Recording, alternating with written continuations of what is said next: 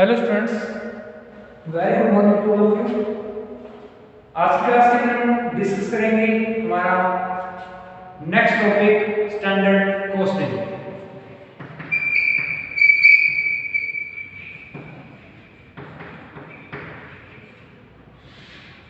Standard costing economics में एक अच्छा टॉपिक है। बेसिकली ये टॉपिक किसको डील करता है? ये टॉपिक डील करता है कि स्टैंडर्ड ऑफ कॉस्टिंग, कि क्या कॉस्टिंग की क्या स्टैंडर्ड है, उसको डील करता है। चलो आज की क्लास को स्टार्ट करते हैं। Before starting this topic I will introduce myself. अपने आप को आपके साथ इंट्रोड्यूस करवाना चाहूँगा। Myself Dheeraj Jain from Shri Vijaynagar. आज की क्लास में हम डिस्कस करेंगे स्टैंडर्ड कॉस्टिंग के बारे में। तो स्टैंडर्ड कॉस्टिंग दिखाने के लिए सबसे पहले आपको ये बताना चाहिए स्टैंडर्ड कॉस्टिंग है क्या। तो स्टैंडर्ड कॉस्टिंग बेसिकली एक कॉस्टिंग के स्टैंडर्ड प्रोवाइड करती है। जैसे अपने बोलते हैं किसी बच्चे को कि कितने मार्क्स लेके आने हैं, वो उसके लिए स्टैंडर्ड है। एक बच्चा कितने मार्क्स लेके आए वो उसकी स्टैंडर्ड है। वैसे ही हम किसी भी बिजनेस के अंदर कोई उत्पाद बना रहे हैं, मटेरियल बना रहे हैं, लेबर कर रहे हैं, लेबर से काम करवा रहे हैं, उनका भी एक स्टैंडर्ड डिसाइड करना कि कितने घंटों में काम होना चाहिए, कितने यूनिट बनानी चाहिए, उस टारगेट को हम बोलते हैं स्टैंडर्ड कॉस्टिंग।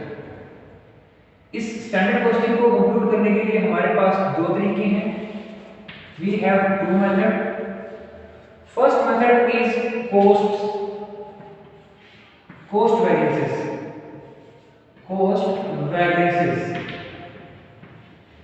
यानी cost की variances कैलकुलेट करना। सेकंड आता है सेल्स या रिवेन्यू वेरिएंसेस। सेल्स और रिवेन्यू वेरिएंसेस।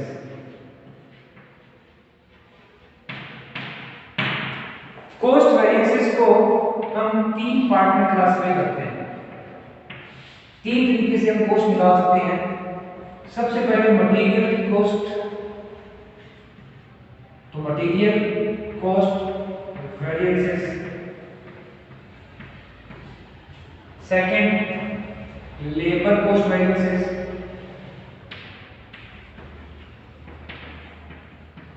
थर्ड हमारे पास आता है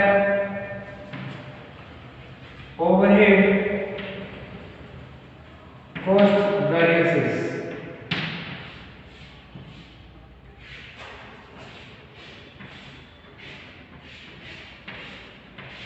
ये तीन तरीके की कॉस्ट वेरिएंसेस कंप्यूट होते हैं। एक बार वापस रिकॉल करना चाहूंगा।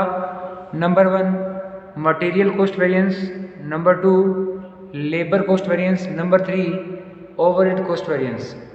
तो स्टूडेंट्स ये ध्यान में रखना कि ये वेरिएंसेस कंप्यूट कैसे होते हैं, उसको तो हम बाद में करेंगे। पहले तो आप टाइप देखिए कि कौन कौन से टाइप्स हैं।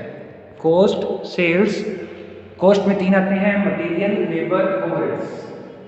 अब अगर बात करें ओवरहेड्स का मतलब क्या है, लेबर का मतलब क्या है, मटेरियल का मतलब क्या है। तो मटेरियल का मतलब होगा उत्पाद, यानी जो प्रोडक्ट यूज हो रहा है वो। लेबर का मतलब होगा श्रमिक।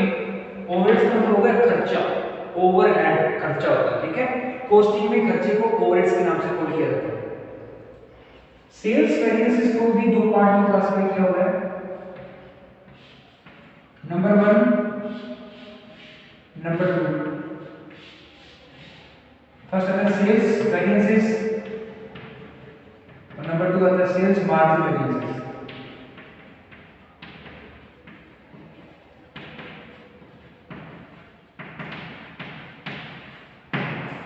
दो तरीके के सेल्स वेरिएंस होते हैं। Number 1 sales variances, number 2 sales margin variances. देखो अभी की क्लास के अंदर हमने ये डिस्कस किया अभी तक कि स्टैंडर्ड कॉस्टिंग को दो पार्ट में हम इसको डिस्कस करेंगे पूरे चैप्टर के अंदर। फर्स्ट आता है कॉस्ट वेरिएंसेस, सेकंड आता है सेल्स रिवेन्यू। सेल्स बोल दो, रिवेन्यू वेरिएंस बोल दो, एक ही बात है। तो यहाँ पर ऑब्लिक लगा लेना, रिवेन्यू और सेल एक को ही बोलते हैं। सेल्स वेरिएंसेस को आगे दो पार्ट में क्लासिफाई किया हुआ है, सेल्स वेरिएंसेस और सेल्स मार्जिन वेरिएंसेस। कॉस्ट को आगे तीन पार्ट में क्लासिफाई किया है, material cost variance, labour cost variance, overhead cost variance. Clear है? अब हम डिस्कस करने जा रहे हैं कि कैसे इसको कैलकुलेट करते हैं, कैसे क्रिएट करते हैं, वो सारा डिस्कस करेंगे। इस क्लास के अंदर हमने ये सीखा है कि स्टैंडर्ड कॉस्टिंग का अगर बात करूं तो 16 मार्क्स का एक मिनिमम क्वेश्चन इससे बनता है, या फिर अगर मैं बात करूं 10 से 20 मार्क्स के बीच में बिलोंग करता है ये चैप्टर या ये टॉपिक। तो ये टॉपिक जो है वो एमजीएस यूनिवर्सिटी के अंदर, महाराजा गंगा सिंह यूनिवर्सिटी के अंदर अगर ये बात करें तो बीकॉम सेकेंड ईयर के स्टूडेंट्स के लिए भी इम्पोर्टेंट है और बीकॉम फाइनल ईयर के स्टूडेंट्स के लिए भी इम्पोर्टेंट है। फाइनल ईयर के अंदर इको के अंदर आता है, तो इसमें ये अकाउंट के अंदर आता है।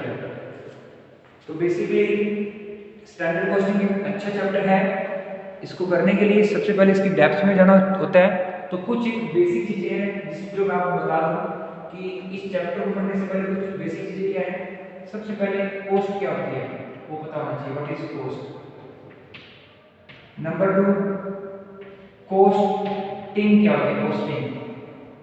नंबर 3 स्टैंडर्ड क्या होते हैं, स्टैंडर्ड। नंबर 4 एक्चुअल क्या होते हैं, एक्चुअल। नंबर 5 मटेरियल किसको बोलते हैं। नंबर 6 लेबर किसको बोलते हैं। नंबर 7 ओवरहेड्स किसको कहा जाता है। नंबर 8 कॉस्ट अकाउंटेंसी किसको कहते हैं।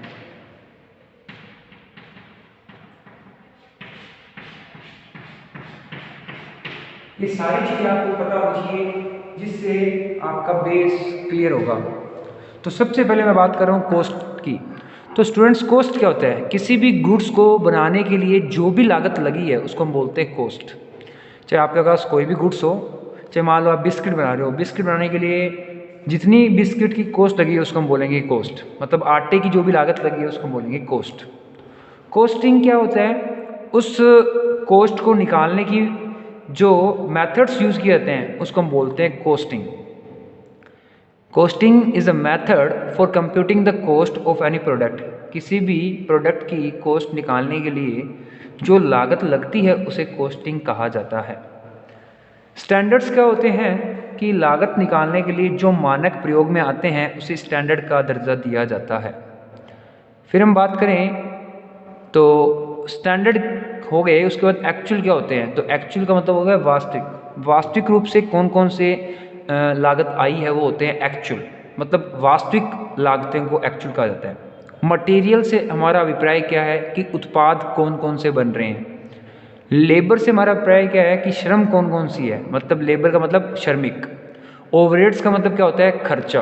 और कॉस्ट अकाउंटेंसी क्या होती है कि लागत निकालने के लिए कौन कौन सी मेथड्स यूज आ रहे हैं उसकी प्रोसेस को हम क्या बोलते हैं, कॉस्ट अकाउंटेंसी। क्लियर है क्या स्टूडेंट्स यहाँ तक?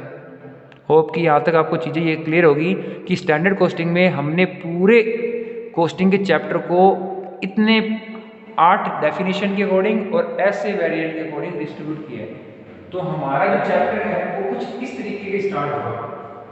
पहला होगा ये वाला, इसमें भी फर्स्ट ये वाला, फिर लेबर, फिर ओवरहेड्स। ओवरहेड्स में भी हम 2 टाइप पढ़ेंगे भाई, फिक्स और variable.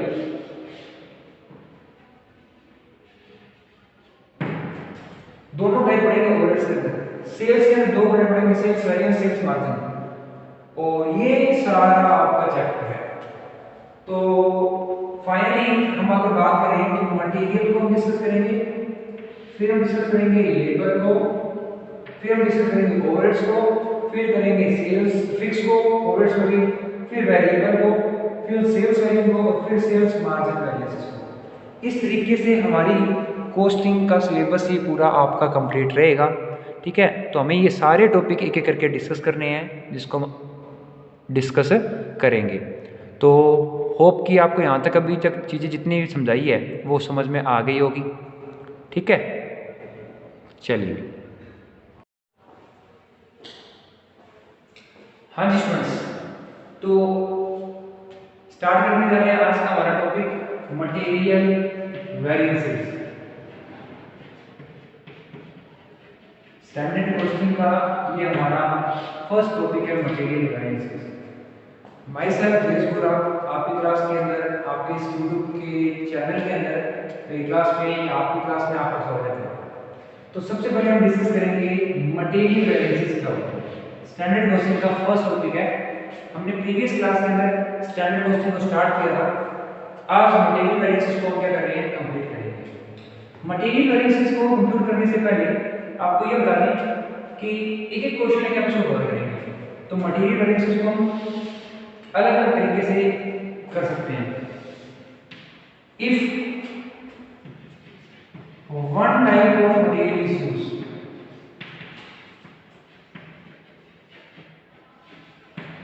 if one type of material is used, अगर एक ही प्रकार का मटेरियल यूज किया जाता है तो सेकंड आता है if many type of material is used, material is used, अलग अलग टाइप के मटेरियल यूज किए जाते हैं। अगर एक ही टाइप का मटेरियल यूज करें तो ये हमारा फर्स्ट मेथड होगा, और अगर अलग अलग किया तो हमारा सेकंड मेथड होगा। मतलब किसी प्रोडक्ट को बनाने के लिए सिर्फ एक ही प्रोडक्ट है। जैसे मैं गन्ने को बनाने के लिए, चीनी को बनाने के लिए सिर्फ गन्ना यूज कर रहा हूं तो वो एक ही मटेरियल है। लेकिन अगर मैं बिस्किट को बनाने के लिए शुगर, घी और आटा यूज कर रहा हूं तो ये मल्टी प्रोडक्ट में है। अब हम बात करते हैं अगर एक ही मटेरियल यूज करते हैं तो कौन कौन से फॉर्मूले लगेंगे। तो कितने फॉर्मूले निकाल सकते हैं हम? 5। फर्स्ट आता है मटेरियल कॉस्ट वेरिएंसेस, सेकंड आता है मटेरियल प्राइस वेरिएंसेस, थर्ड आता है मटेरियल यूजेज वेरिएंसेस, नंबर 4 आता है मटेरियल मिक्स वेरिएंसेस, लास्ट आता है मटेरियल सब यूजेज वेरिएंसेस, फिर आता है मटेरियल यील्ड वेरिएंसेस। ये सारे मटेरियल के ही फॉर्मूले हैं। और अगर अलग अलग यूज करें तो फर्स्ट फॉर्मूला है मटेरियल कॉस्ट वेरिएंस सेम रहेगा, मटेरियल प्राइस वेरिएंस भी सेम रहेगा, मटेरियल यूजेस वेरिएंस भी रहेगा सेम, एक मटेरियल मिक्स वेरिएंस रहेगा, एक आ जाएगा मटेरियल सब यूजेस वेरिएंस, एक आएगा मटेरियल मिक्स आ गया, सब यूजेस आ गया, ठीक है, मटेरियल यील्ड वेरिएंसेस। ये 6 आप इसमें 3 या 4 के में निकाल सकते हो तो भी दिक्कत नहीं। अगर ये भी नहीं निकालो तो 3 से भी आप इसको यूज कर सकते हो, 4 से कर सकते हो, लेकिन इसमें 6 निकालना पड़ेगा। अब फॉर्मूले जो आपको याद रखने पड़ेंगे। फर्स्ट का फॉर्मूला आएगा standard cost minus actual cost, SC minus AC short में लिख रहा हूं। एमपीपी का फॉर्मूला आता है आपके सामने SP minus AP into AQ, actual quantity standard price minus actual price, material usage variance में SQ minus AQ into SP, standard price multiplied by difference of standard quantity and actual quantity. Yield variance का formula आता है SP per unit A Y minus R S actual output minus device standard output. ये सारे एक material use करें तो formula लगेंगे। Formula को अपने नोटबुक में नोट डाउन कर लें सो दैट कि आपके नोट्स अच्छे से प्रिपेयर हो जाए। मटेरियल कॉस्ट वेरिएंस का फॉर्मूला वही रहेगा जो पहले था, एससी माइनस एसी, कोई सेम लिख रहा हूं मैं, कोई भी डिफरेंस नहीं है। इसमें फॉर्मूला था एक्यू एसपी माइनस एपी, यहां पर मैं फॉर्मूला सेम रखूंगा एक्यू एसपी माइनस एपी, ये फॉर्मूला सेम रहेगा। एमयूवी में फॉर्मूला बदल जाता है SP AQ minus SQ minus AQ, ये भी सेम रहेगा। एमएमपी का फॉर्मूला आ गया यहाँ, इसका फॉर्मूला क्या आएगा?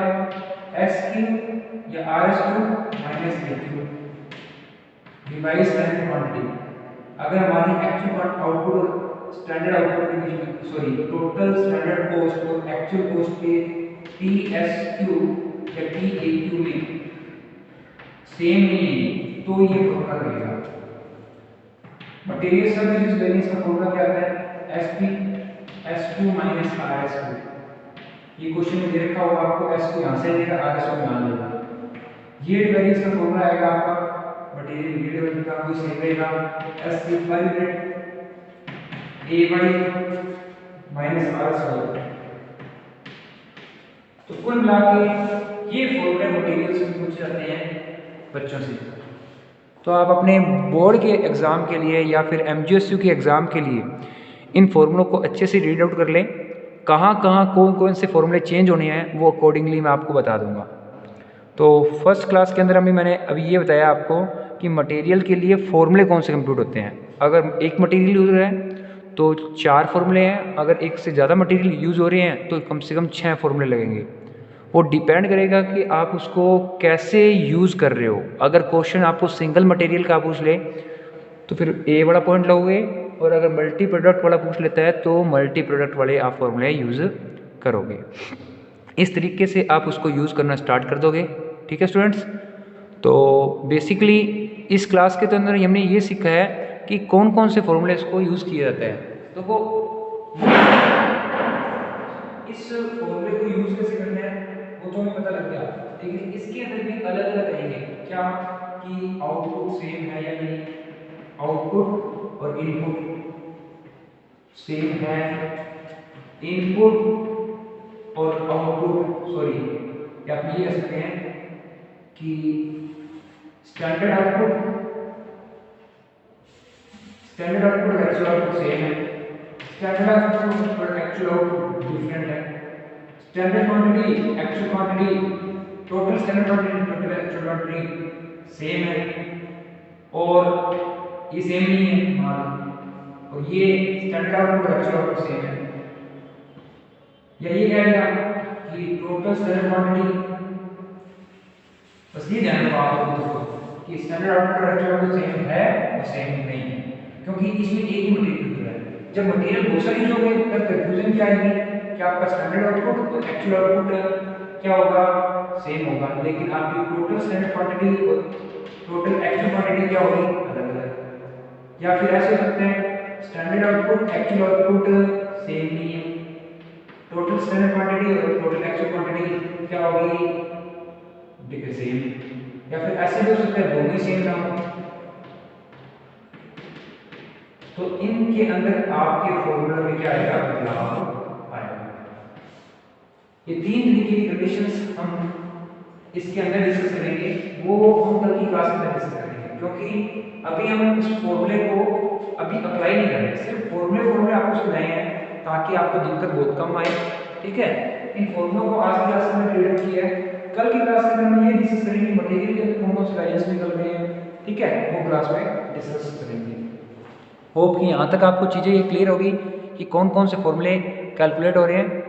होप कि हमारी अच्छे से ये वीडियो आपको समझ में आ गई होगी कि मटेरियल वेरिएंसेस को कैसे कैसे क्लासीफाई किया गया है। तो इसी तरीके से मैं आपकी वीडियोस लेके आऊँगा।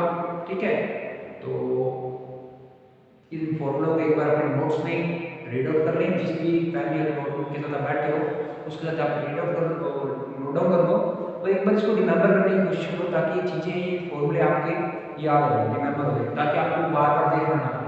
अगर फॉर्मूले याद होंगे तो स्टैंडर्ड क्वेश्चन आपको ठीक होगी। ठीक है, एकदम सिंपल तरीके से बता रहा हूँ आपको, तो धीरे धीरे ये फॉर्मूले भी आपको लर्न हो जाएंगे, क्योंकि जैसे जैसे हम प्रैक्टिस करेंगे चीज़ों की तो वो चीज़ें हमें ईजी लगने लग जाएगी, और ईजी लगेगी तो वो चीज़ें याद होने लग जाएगी, कोई दिक्कत नहीं है।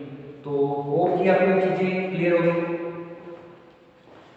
ठीक है स्टूडेंट्स, तो अगर हमारी वीडियो अच्छी लगी है तो हमारे चैनल यानी आपके चैनल को सब्सक्राइब करें, और वीडियो पसंद आई है तो लाइक करें, और कोई भी अभी अगर आपको कमी लग रही है, साउंड की जो प्रॉब्लम है वो धीरे धीरे मैं सुधारूंगा, और इसके अलावा कोई कंटेंट में या फिर कोई और दिक्कत है तो मुझको बताना, आपको ये प्रॉब्लम कोई आ रही है तो उस पर कमेंट करके बताना। ठीक है students, thank you for practice with us, stay connected, stay healthy, live long, live happy. Thank you.